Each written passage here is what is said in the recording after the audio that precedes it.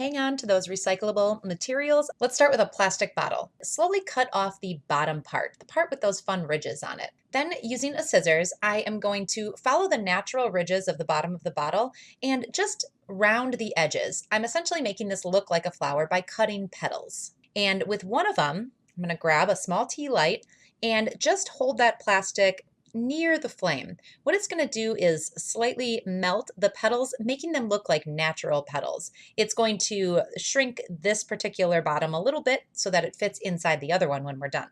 The next step is to paint these. I'm going to turn them upside down and just paint the back. I'm going to use a dark pink on one and a light pink on the other. I'm also going to add some yellow dots to the center to make it look a little bit more like a flower. Once the paint is dry, I'm going to punch a hole in the larger bottle bottom because we're going to hang this up. Then I'm just going to use some hot glue to attach the two pieces together. Tie some string through that hole, and this makes a beautiful sun catcher in my window. Old book here that is kind of in rough shape. I'm going to tear out a few pages that have mostly just words on them. Now, using a scissors, you don't have to be too precise here. I'm going to cut out circles from each page. Now, they don't have to be perfect, they just generally have to be round. Now I'm going to cut a spiral shape into the circle. So just starting at the edge, I'm going to cut all the way around to the middle, leaving a small circle in the middle. Now to roll the flower. Start on the edge and just start rolling. That end can be a little tricky. You got to get it nice and tight, but then just roll it all the way to the middle. At the very end here, I've got this little circle left. I'm going to put a bit of glue on there and place the rolled part on top of the glue. This is going to secure it in place and hold it well. These are great for decorating a wreath, a picture frame, a sign. You could do so much with these, and they're really easy to make. I have these gorgeous magazines with beautiful nature pictures in them. We've looked through them all, we've read them all, so now I want to use them one more time. I'm going to tear out a number of pages that have a lot of color on them. Then I'm going to cut each page in half. I want these strips of magazine to be about the same size. It's about 4 inches here.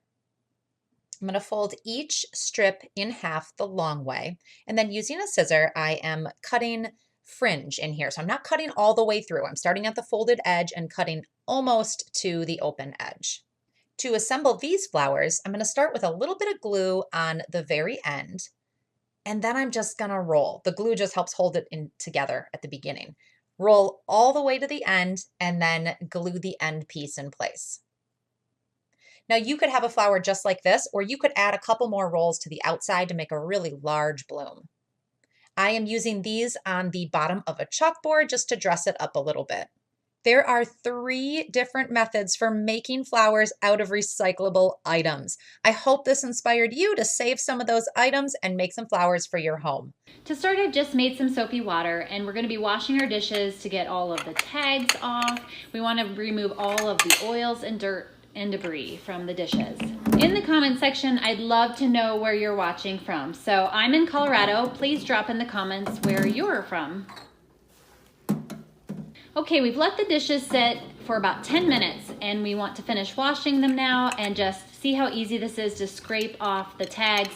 Super easy, they'll come right off. Just go ahead and finish washing your dishes and they'll be ready for the next step. Now I have the dish turned face down. I'm going to be painting onto the back of the dish, but you could easily paint on the front. And I'm going to be using Apple Barrel multi-surface paint for indoor-outdoor use in the color Paradise Pink. So I wanted to start with a bright color first, and so I'm using this pink. You could easily pick any color. So in the comments, I would love to know, what color would you use when you were painting your flowers? Maybe your favorite color, or inspired by a flower. So in the comments, drop down what color you would use to paint your flowers, please.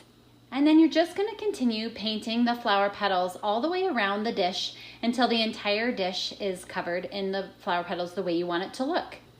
Here's the dish all completed, and once you're done with the dish, you just want to set it aside and let it dry and move on to the next piece. So for this next part of the project, I'll be using a little dessert dish that I found at a thrift store, and I'm going to be using Folk Art multi-surface paint in the color Sunflower. And this part of the dish, I want to be the center of the flower, so I'm going to start by painting the bottom of the dessert dish with the yellow, kind of making it the center color that I want the flower to be. So next I'm going to be using some Folk Art multi-surface paint and in the color Light Lavender, and this is going to be to create some petal look on the side. So I want the flower to kind of have some dimension to it. So I'm just going to go ahead and dip my paintbrush in and paint some of the curves on the side that are naturally there and create some more petals for my dish flower. And again, there's no right or wrong answer to this, so just feel free to paint, you know, whatever looks best to you. And I will probably go every other indent in this dish as I paint. And again, texture, whatever you want, straight lines, dab it, whatever kind of speaks to you. There is no right or wrong answer in this. And in case you're interested in any of the things we're making today, you can check out our materials links, as we'll be dropping the links to the materials there. So for my second dish, again, I've got it all clean and ready to go, and I'm going to be using some multi-surface paint in the color white for this one. I absolutely love daisies. That is one of my favorite flowers, and I would love to know your favorite flower. So go ahead and drop that in the comments. What is your favorite flower, please? Same thing as the last dish. I'm just going to go ahead and create my flower petals that for me represent a daisy. And you just go ahead and paint that onto your dish. Again, no right or wrong answer. Create texture, straight lines. It's totally your choice. Sometimes I like to go straight across. Sometimes I like to do one petal at a time right next to each other. So it's just kind of an experiment. And if you ever feel like you have made a mistake, when the paint is wet like this, you can just simply wipe it back off or go wash it off and then start over. So here's the dishes completely dry, and we're ready to move on to the next step, which is the glue. And we can use silicone. You can pick outdoor silicone that is clear. That's one of my favorite choices. Another option is E6000, which also you can choose a clear version, which is usually my preferred choice, is the clear. You can also look for something like a super glue, or like this Fix-All is at the dollar store, and these work all equally as well with the with adhering your dishes together. So we're going to go ahead and glue this outer edge of this dessert dish, and I'm going to start with the E6000. What is your favorite glue? Go ahead and drop that in the comments. I like learning what other people like to use and what your favorite glues are and maybe why. Once you've finished gluing the outer edge, I like to keep the lid on so it doesn't drip, and I'm going to flip the dessert dish over and the plate, and I'm going to put them together like this. That is all there is really to it, and then you're going to let that dry.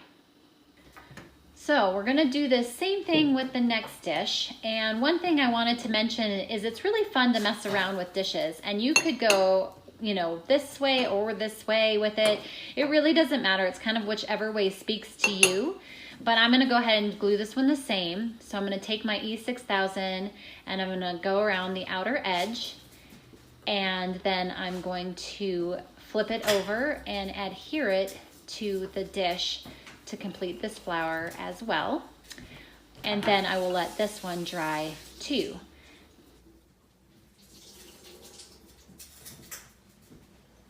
Now that the dishes are dry, we're going to be working on the stem of the dishes, and you can use either skewers or, you know, cooking utensils, or you can use poles or rods or garden stakes.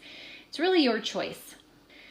And what we're going to do is we're going to adhere them to the back of the dish to create a stem. I'm going to go ahead and use my E6000 glue again, and I'm going to put some on the part that's going to attach to the dish. And I guess the biggest piece to know about which stem to choose is how heavy your dishes are. I have used skewers and they haven't quite been strong enough to hold the dish up. So I'm a big fan of these utensils. And then sometimes I use some painter's tape to kind of help hold the utensil in place.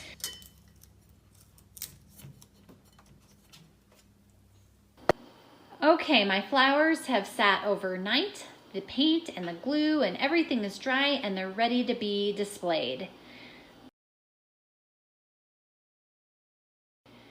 And I've added my dish flowers to my dish flower garden, and I'm super excited with how they turned out. And just remember that when you use some paint, always check the label for cure times so that you know how soon you can place them outdoors and in the elements.